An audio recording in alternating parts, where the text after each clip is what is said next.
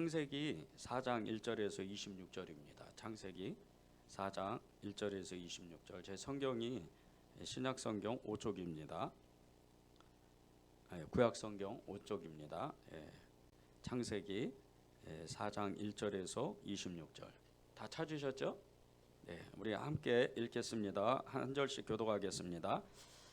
아담이 그의 아내 하와와 동침하매 하와가 임신하여 가인을 낳고 이르되 내가 여호와로 말미암아 등남하였다 하니라. 그가 또 가인의 아우 아벨을 낳았는데 아벨은 양치는 자였고 가인은 농사하는 자였더라.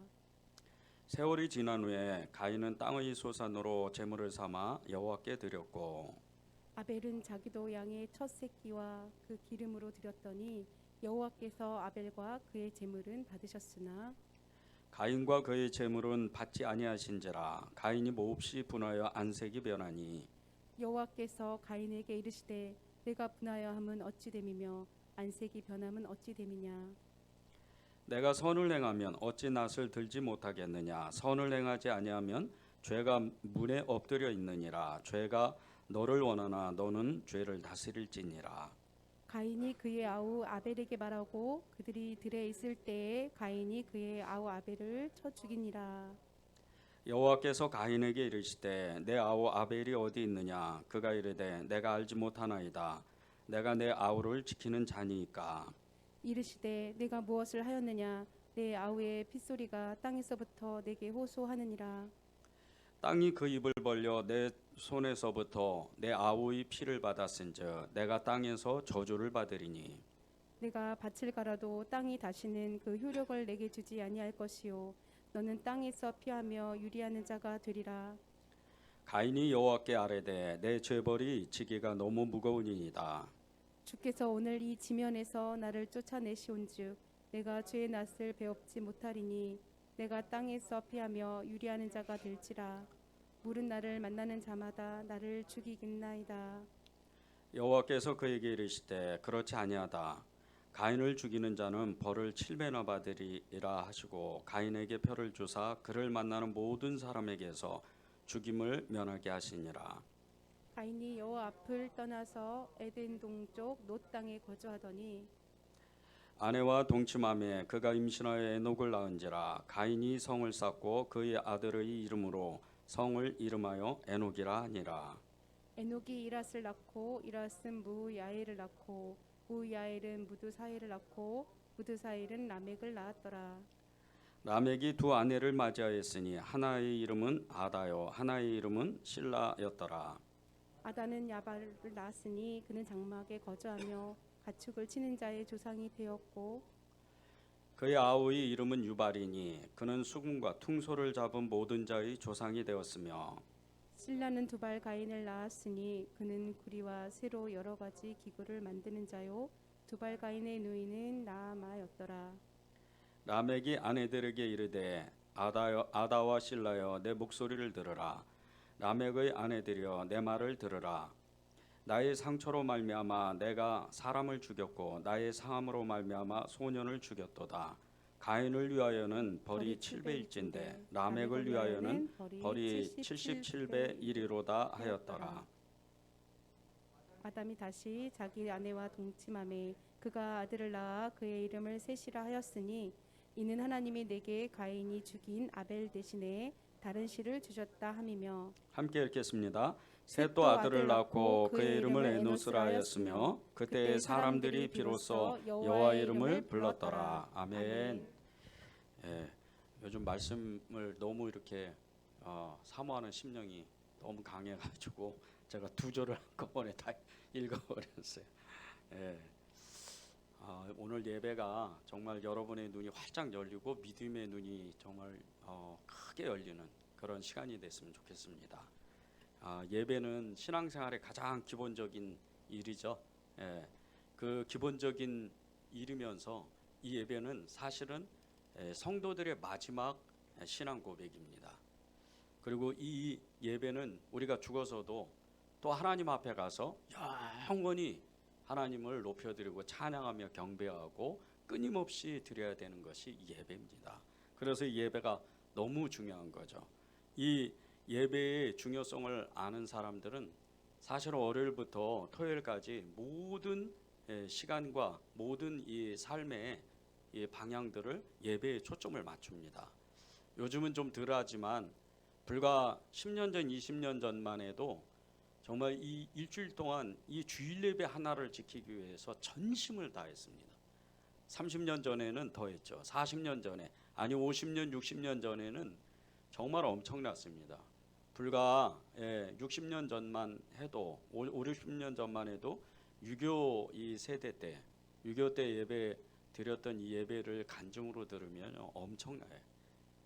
정말 예배드리다가 폭탄 맞고 예배드리다가 총알에 정말 이렇게 총에 맞아서 이렇게 순교하는 사람들, 예배드리다가 끌려가서 정말 이름도 없이 그냥 순교하는 그런 사람들이 부지기수였습니다. 그래서 예배를 하나 드리기 위해서 북한 땅에서 견디지 못하고 정말 수백만 명이, 북한에 교회가 많았던 거 아시죠? 수백만 명이 이 남한 땅으로 내려와서 자유의 땅으로 와서 천막교회를 개척하고, 그렇게 사람들이 모여서 예배가 형성되고 교회가 형성되는 그런 일들이 이 한국 땅에도 불과 얼마 전까지만 해도 있었습니다. 서울의 유명한 교회죠. 어떻게 보면 한국교회 모교회라고, 이제 근대사회, 초대교회 아니고 이제 근대사회 모교회라고 말하는 이 영락교회, 이 영락교회가 천막교회였습니다. 한경진 목사님이 이 평양에서 정말 생명을 걸고 탈출해서 이 남한 땅에 내려와서 천막교회를 시작을 했는데, 정말 어떻게 보면 이 근대사회에서 한국교회의 큰 기둥과 같은 그런 교회입니다. 그때의 예배를 성도들은 정말 초점을 맞추고 하나님 앞에 전심을 다했던 거죠. 그런데 이 예배가 이 한국교회 안에서 어느덧 이제 살기가 좋아져서 그런지 어느덧 예배가 그냥 하나의 예전과 같은, 하나의 그냥 행사와 같은 그런 일로 변해버리고 말았던 겁니다. 오늘 말씀에도 이 가인이라는 한 사람, 이 가인이 예배 한번 잘못 드려가지고 진짜 평생의 저주를 받고 그 자손들까지도 하나님을 잊어버리는 그런 큰, 너무나도 안타까운 일이 있었습니다. 3절과 5절을 보겠습니다. 세월이 지난 후에 가인은 땅의 소산으로 제물을 삼아 여호와께 드렸고, 아벨은 자기도 양의 첫 새끼와 그 기름으로 드렸더니 여호와께서 아벨과 그의 제물은 받으셨으나 가인과 그의 제물은 받지 아니하신지라. 에덴에서 이 하나님께 죄를 지었던 아담과 하와가 쫓겨나서 이 가인과 아벨을 낳습니다. 그 가인과 아벨이 이제 세월이 지나고 나서 자신들이 그 소산, 이 가인은 농사짓는 사람이었고, 그리고 아벨은 양을 치는 목동이었습니다. 그 자신들의 소산으로 하나님께 첫 예배를 드렸는데, 아벨의 제사는 하나님이 너무 기쁘게 받으셨고, 가인의 제사는 하나님이 아예 받지를 않으셨습니다. 그런데 이 이유가 무엇일까? 이 가인과 아벨의 예배에 차이가 있었다는 겁니다. 이 아벨의 예배는 4절에 보면 양의 첫 새끼와 그 기름을 하나님께 드렸다 그럽니다. 그런데 이 말씀 속에 첫 새끼 그리고 그 기름이라 그럽니다. 이게 굉장히 중요합니다. 양이 얼마나 많았겠어요. 이 아벨이 양을 쳤는데 그 수많은 양들 중에 첫 번째 아주 정말 좋은 상품으로 첫 번째의 소산, 첫 번째 양 새끼의 그 기름과 함께 하나님께 드렸다는 거예요. 이게 굉장히 중요합니다. 아벨은 가장 순전한 마음으로 자신의 정성을 다해서 자신의 마음과 함께 모든 것을 하나님께 드리는 예배를 드렸습니다. 거기에 반해서 이 가인의 이 제사를 하나님이 받지 않으셨는데, 이 3절에 보면 땅의 소산으로 제물을 삼았다 그럽니다. 땅의 소산으로 제물을 삼았다. 이 가인이 하나님 앞에 온전한 제물을 드리지 못하고 예물을 드리지 못한 거죠. 수많은 소산물들 중에 그냥 어떤 거 하나. 그러니까 이제 하나님을 중요하게 가장 소중한 분이라고 생각하지 않고 그냥 하나님이니까 예배드리는 그런 마음으로 자신의 그 수확한 것들 중에, 농사꾼이니까 수확한 것들 중에 하나를 하나님께 드렸다는 겁니다. 이게 아벨과 가인의 예배의 차이입니다. 요한복음 4장 24절에 보면 하나님은 영이시니 예배하는 자가 영과 진리로 예배한다 합니다. 하나님이 가장 기뻐하시는 예배, 이 예배는 우리의 마음과 곧 우리의 모든 것을 드리는 그 예배가 돼야 됩니다. 우리의 마음뿐 아니고 우리의 모든 것, 우리가 가진 모든 시간, 우리의 상황, 우리의 모든 삶의 터전들, 이 모든 것을 다해서 하나님께 드려야 된다는 거예요. 흔히들 말하는 이렇게 예배를 하나님 앞에 드리고 또 하나님을 사랑하는 그 믿음을 고백하게 될 때 마음을 드리자, 이렇게 얘기를 합니다. 마음만 드려서는 안 됩니다. 우리의 삶을 드려야 돼요. 우리의 모든 것을 하나님께 다 걸어야 되는 거예요. 이게 진정한 예배입니다. 하나님은 영이시니 예배하는 자가 영과 진리로 예배할지니라. 하나님은 영이시라 우리의 영과 우리의 몸과 마음, 우리의 생각, 우리의 모든 것을 이미 다 아십니다. 예배 오기 전에 우리가 어떤 생각을 하는지, 우리가 어떤 마음으로 교회를 예배를 참석하는지, 그것을 하나님은 이미 다 아신다는 거예요. 이 예배를 드렸던 사람이 아벨입니다. 아벨은 주님 앞에 전심을 다한 거예요. 자신의 모든 것을 다해서 하나님 앞에 드린 거죠. 온전한 마음으로 하나님을 예배했던 이 아벨과 다르게 가인이 왜 그랬는지는 모르겠어요. 왜 그랬는지 모르겠지만 하나님을 향한 이 마음이 전심이 아닌 거예요. 그래서 하나님께서 이 아벨의 예배를 받지 않으신 겁니다. 구약의 마지막 선지자인 말라기는 백성들이 바벨론 포로 생활을 끝내고 이 고향 땅으로 돌아와서 그전보다 더 타락하고 무성의한 이 제사를 드리는 것을 보고 그들을 향해서 통렬하게 비판을 했습니다. 이 말라기 선지자가 그렇게 흥분했던 것은 하나님은 이 이스라엘 백성들의 그런 무성의한 제사를, 이 예배를 받지 않으신다는 걸 이미 알고 있었기 때문입니다. 말라기 때 이 백성들의 무성의한 이 제사, 이 예배는 어떤 것이었냐면요, 눈멀고 쩔뚝거리고요, 병든 희생 제물을 드리면서 하나님의 은혜와 긍휼을 바라는 겁니다. 또 하나님의 명령을 어기고 그분의 뜻에 순종하지 않는 거짓된 제사를 하나님 앞에 드리는 거예요. 그러니 이스라엘 이 백성들이 안 망할래야 안 망할 수가 없는 거예요. 예배를 잘못 드리니까 하나님 앞에 징계를 받는 거죠. 우리도 마찬가지입니다. 우리의 예배가 하나님 앞에 온전하지 못한다면, 하나님 앞에 전심으로 우리의 마음을 드리지 못하고 하나님 앞에 우리의 삶을 하나님 앞에 드리지 못한다면 하나님이 받으실 수가 없는 예배가 되는 겁니다. 예배 중에 다른 생각하는 거, 예배의 분위기를 탓하는 거, 이러한 것들은 예배를 망치는 요인입니다. 예배가 예배답지 못하게 만드는 그런 일이 되는 거죠. 북한교회 성도들의 예배와 우리의 예배를 비교해 보면 우리의 예배가 얼마나 능력이 없다는 것을 금방 압니다. 이 북한교회 성도들의 예배, 기독교 이 박해 세계 2위인 이 땅에서, 북한에서 예수를 믿는다는 건 목숨을 걸어야 되는 일입니다. 그것이 발각되면 즉시로 수용소에 가거나 즉결 심판을 받거나, 그렇게 정말 무서운 그런 이 공산 정권에서, 이 독재 정권에서 예수를 믿는 건 거의 있을 수 없는 일이에요. 그러다 보니까 이 북한교회 성도들의 예배가 어떻게 예배를 드린 줄 아십니까? 집에서 예배를 못 드려요. 그전에는 조금 덜 했을 때는 3명 4명 모여가지고 집에서 예배를 드렸는데 이제는 산속으로 들어갑니다. 산속으로 들어가서 정말 사람이 찾아올 수도 없는 그런 곳에 가서 밤에 늦게 예배를 드려요. 아니면 토굴을 파가지고 그 토굴 속으로 들어가서 3명 4명 들어가서 정말 숨을 죽여가면서 찬양을 하고, 저도 북한 그 성경을 보았는데 이 찬송가가 완전히 우리하고는 틀리더라고요.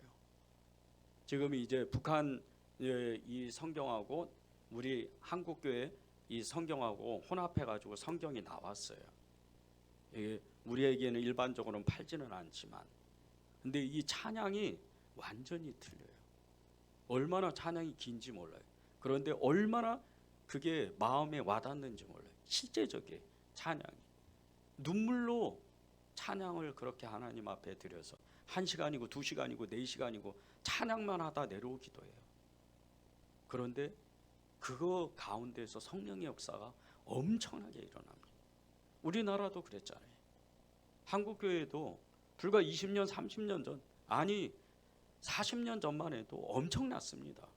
한때 1200만 명의 그 성도를 자랑하는 한국교회 부흥회 때마다, 요즘은 부흥회를 3일 하지만요, 옛날에는 그렇게 안 했어요.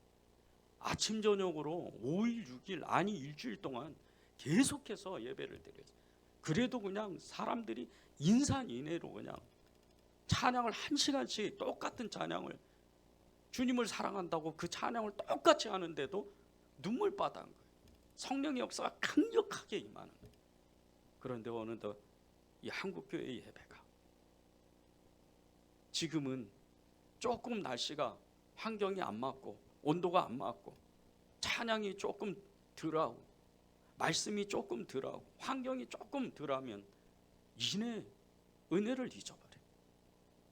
예수님을 찾기보다 예배를 드리면서 예배의 환경을 보는 거예요. 이런 예배를 한국교회 성도들이 드리니 하나님 앞에 온전한 예배가 될 수가 없는 거예요. 아벨과 같은, 아벨의 그 정말 하나님께 이것을 드려도 되고 저것도 드려도 되고 이런 식으로 예배를 드리니까 하나님이 임재가 점점 사라져요. 한국교회 안에 큰 교회면 큰 교회일수록 작은 교회면 작은 교회일수록 성령의 강력한 임재가 점점 사라지는. 그 전에 우리는 예배드리다가 찬양하다가 믿습니다 그러면 우리도 모르게 마음이 뜨거워졌는데, 요즘 믿습니다 그러면 네 그러다 끝나는 거예요. 이러니 하나님이 이 예배를 어떻게 받겠어요? 북한 교회 성도들이 믿음이 좋으니까요. 우리는 안 그랬어요? 우리는 하나님 앞에 그런 예배를 안 드렸습니까? 왜 이렇게 되는 줄 아십니까? 어느덧 우리는 잘 사는 형편이 됐어요. 하나님이 없어도 그냥 내 힘으로 잘 살 수 있는 환경이 열어지니까 하나님을 갈망하고 사랑하는 마음, 사모하는 마음이 점점 사라지는 거예요. 이 한국교회의 이 위기는요, 다른 것이 아니에요. 예배가 무너지는 거예요. 이것을 예배의 부재라 그럽니다. 예배 무너지면 끝나는 거예요. 예배가 사라지면요, 이 기독교는 완전히 끝나는 거예요. 그러면 어떻게 하나님이 기뻐하시는 이 진정한 예배를 우리가 드릴 수 있을까? 온전한 회개와 함께 하나님과 올바른 관계를 맺고 정결한 제물을 드리는 것, 그것은 바꿔 말하면 신실하게 사는 겁니다. 이 예배를 드려야 돼요. 이러한 예배를 아브라함과 솔로몬이 드렸습니다. 이 아브라함의 예배는 히브리서 11장 8절 보면, 믿음으로 아브라함은 부르심을 받았을 때 순종하여 장래 유업으로 받을 땅에 나아갈새 갈 바를 알지 못하고 나아갔으며, 이렇게 말씀합니다. 이게 아브라함의 예배예요. 하나님의 부르심을 받고 아브라함은 즉각적으로 순종해요. 그 어떠한 상황, 자신의 모든 상황을 뛰어넘어서 바로 순종해버려요. 수메르라는 엄청난 발달된 도시에서 정말 호의호식하며 잘 살던 아브라함이었어요. 이 사람이 얼마나 부자냐면요, 종들만 자기 집에서 훈련시키고 기르는 군사만 318명이었어요. 그 정도로 부자예요. 그러면 이 318명이 결혼을 했다 그러면 최소한 가족이 4명은 있었을 거 아니에요. 이때 시대만 해도 다산의 시대인데 1000명이 넘는 거예요. 아브라함 그 족장 한 사람으로. 이렇게 부자입니다. 얼마나 많은 양떼와 얼마나 많은 소, 그리고 얼마나 많은 재산이 이 아브라함에게 있었겠어요. 그런데 하나님이 그를 부르시니까 그 모든 것을 다 싸가지고 하나님께 즉시로 순종해요. 이게 예배예요. 아브라함의 이 순종은 그가 100년 동안 하나님을 따라다니면서 좋은 일도 있었고 또 어려운 일도 있었어요. 수많은 일들을 겪습니다. 그러나 끝내 그는 진짜 예배자, 진정한 예배자였기 때문에 끝내 그는 엄청난 축복을 받아요. 믿음의 조상이라는 그 이름을 받는 거예요. 하나님께서 기뻐하시는 예배, 이 아브라함을 통해서 우리에게 말씀하시는 건 즉각적인 순종, 그것이 바로 행동으로 나오는 하나님을 항상 의식하며 사는 그런 삶의 예배입니다. 솔로몬의 예배는 어떻습니까? 열왕기상 3장 2절 4절 보겠습니다.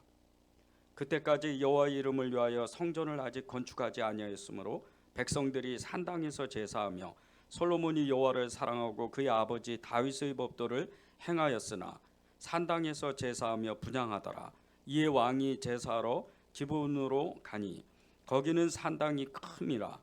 솔로몬이 그 제단에 1000번제를 드렸더니, 솔로몬은 그 아버지 다윗을 이어서 왕이 되었는데 이 왕자의 난이 벌어지는 것과 같이 정말 그 형들이, 이 솔로몬의 형들이 이 솔로몬을 죽이려고 무던히도 정말 술수와 음모와 엄청난 일들을 겪었어요.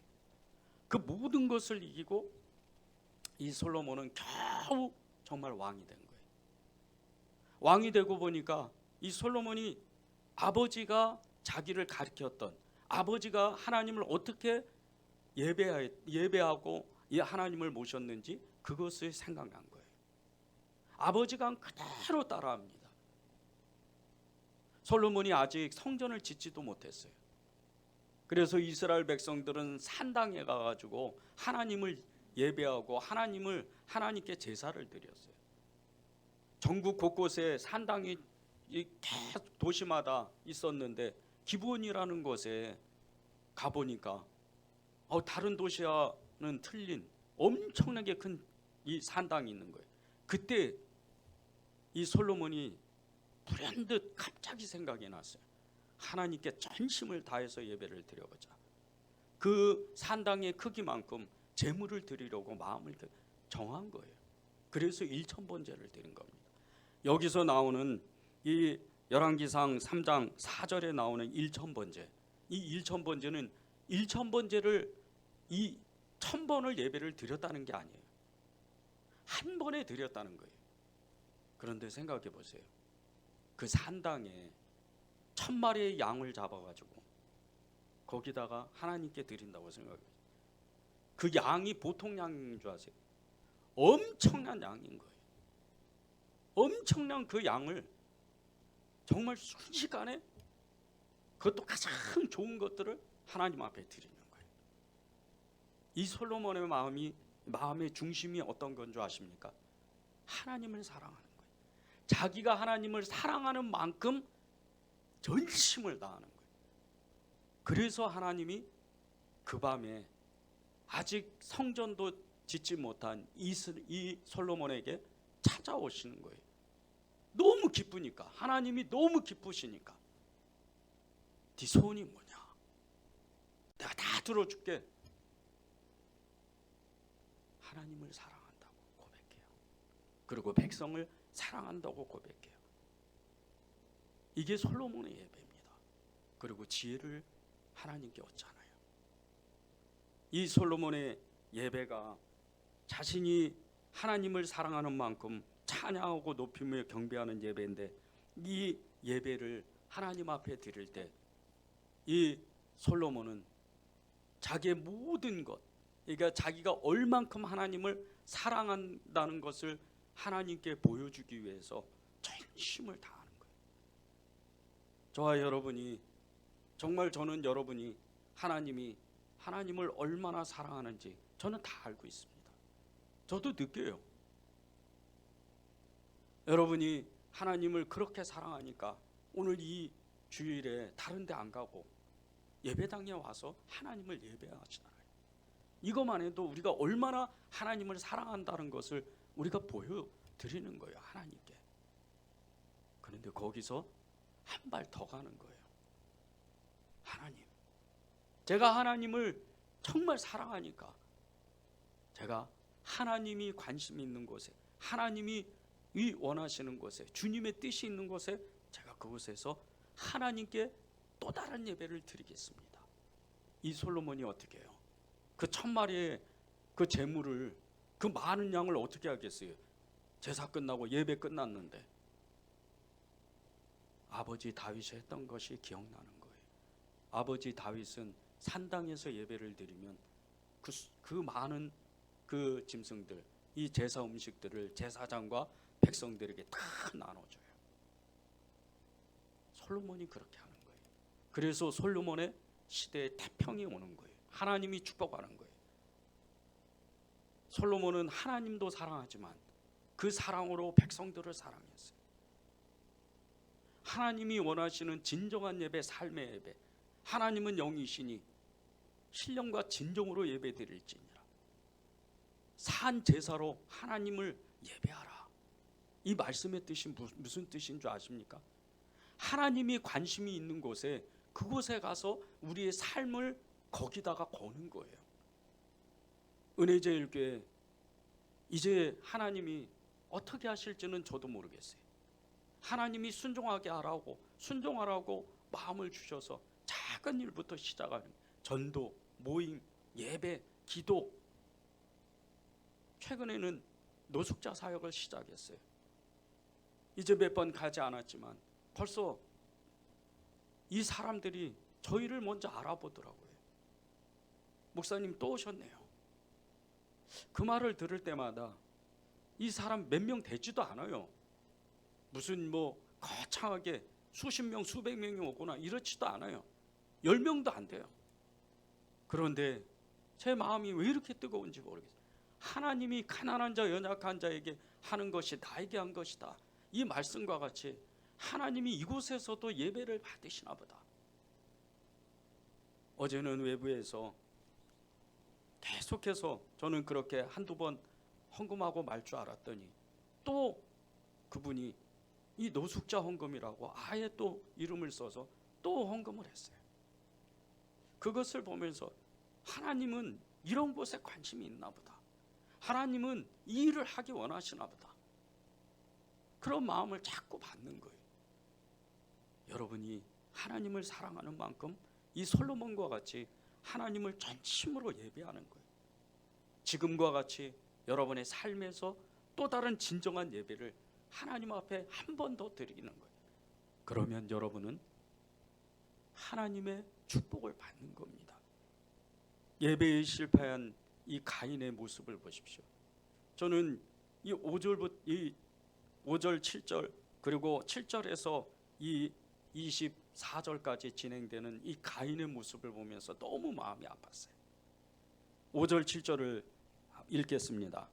가인과 그의 재물은 받지 아니하신지라. 가인이 몹시 분하여 안색이 변하니 여호와께서 가인에게 이르시되 내가 분하여 함은 어찌 됨이냐, 안색이 변함은 어찌 됨이냐. 내가 선을 행하면 어찌 낯을 들지 못하겠느냐. 선을 행하지 아니하면 죄가 문 앞에 엎드려 있느니라. 죄가 너를 원하나 너는 죄를 다스릴지니라. 가인이 하나님이 자신의 죄를 이 예배를 받지 않으신다고 너무 분했어요. 그 마음에 정말 그 화가, 혈기가 가득 찼어요. 근데 그 혈기가 어디로 가요? 자신의 동생, 자신과 같은 아벨에게 갑니다.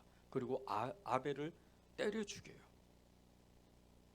이 7절에 보면 죄가 너를 원하나 너는 죄를 다스릴지니라.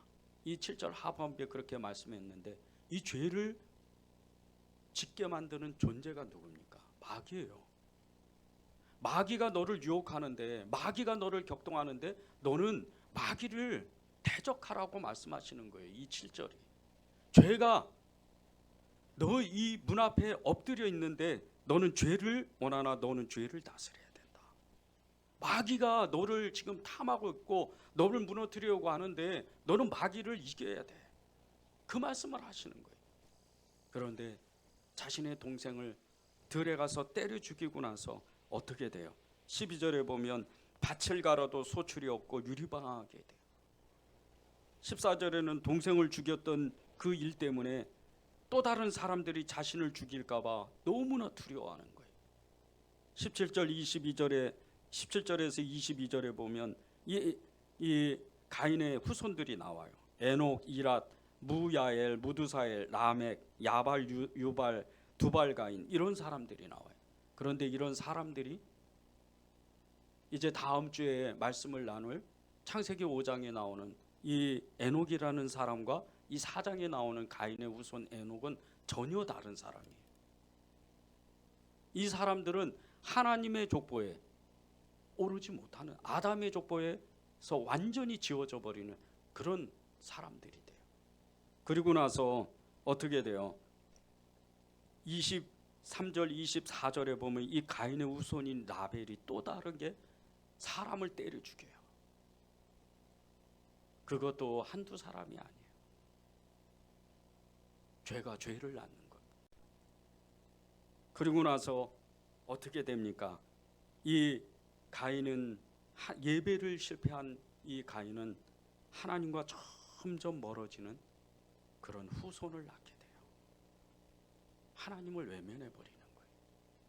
그리고 나서 하나님은 이 아벨 대신에, 둘째 아들 아벨 대신에 아담을 통해서 셋이라는 세 번째 아들을 낳습니다. 이게 25절 26절에 나와요. 그리고 이 셋이 에노스를 낳아요. 근데 이때부터, 이 에노스 때부터 하나님을 이름을 부르는 거예요. 이때야 비로소 진정한 예배가 일어나기 시작하는 거예요. 가인이 정말 이 예배 한번 잘못 드려가지고 이렇게 너무나 처참하게 저주를 받는 모습을 보면서 정말 두렵더라고요. 정말 예배를 집중해야 됩니다. 오늘 이 창세기 4장에 나오는 여러 정말 난해한 문제들이 있어요. 이런 문제들은 저한테 개인적으로 질문을 하세요. 나중에 다 여러분께 그 궁금증을 알려드릴게요. 그런데 이 진정한 예배가 시작되면서 보세요. 창세기 4장 26절 끝반부에 보면 그때의 사람들이 비로소 여호와 이름을 불렀더라. 여호와 이름을 불렀더라. 여러분이 예수님 사랑합니다, 예수님 경배합니다, 찬양합니다, 예수님 예배합니다, 이게 결코 작은 일이 아니에요. 여러분이 사랑하는 만큼 예수님의 이름을 부르는 거예요. 물론 주일에 공적인 예배를 드리는 것도 진정한 예배입니다. 그런데 그보다 그와 같이 동일하게 정말 똑같은 예배가 여러분의 일상의 월요일부터 토요일까지 지내며 삶의 예배가 그만큼 또 중요하다는 거예요. 예수님 사랑해요. 예수님, 주님, 제가 무슨 일을 할까요? 그렇게 고백하는 것이 또 다른 예배라는 거예요. A.W. 토조 목사님이 참된 예배가 실종돼 가는 것을 보고 안타까워하면서 이렇게 말씀했습니다. 하나님을 경배하고 찬양하는 것이 우리의 의무인데도 교회마다 예배는 잃어버린 보석이 되고 말았다. 여기에 면류관이 있지만 이 면류관에는 보석이 박혀 있지 않다. 지금 교회는 온갖 장식품으로 화려하게 빛나지만 정작 빛나야 할 보석인 예배는 실종되었다. 예배를, 진정한 예배를 우리는 회복해야 됩니다. 요한복음 4장 23절을 읽고 기도하면, 찬양하고 기도하면 좋겠습니다. 아버지께 참되게 예배하는 자들은 영과 진리로 예배할 때가 오나니 곧 이때라. 아버지께서는 이렇게 예배하는 자들을 찾으시느니라.